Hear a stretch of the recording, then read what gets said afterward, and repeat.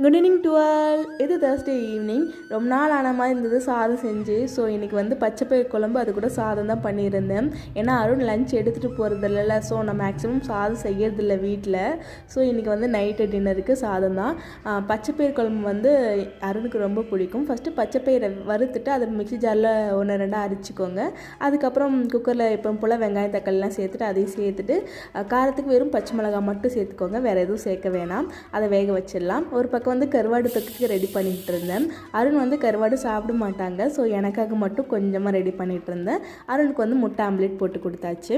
பருப்பு வெந்ததும் ஒரு கடாயில் எண்ணெய் சேர்த்துட்டு கடுகு கருவேப்பிலை வரமிளகா அப்புறம் வெங்காயம் போட்டு தாளிச்சிட்டு வேக வச்ச பருப்பு அது கூட கொஞ்சமாக புளி தண்ணி அப்புறம் வந்து உப்பு சேர்த்து கொதிக்க விட்டுருக்குன்னா பச்சைப்பயிர் குழம்பு ரெடி.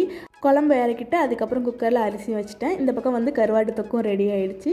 அதுக்கப்புறம் சூப்பராக டின்னர் நான் சாப்பிட்டுட்டேன். அருண் வர லேட் ஆகிடுச்சு, அவங்க லேட்டாக தான் சாப்பிட்டாங்க. அவ்வளோதான் கேஸ், பாய்.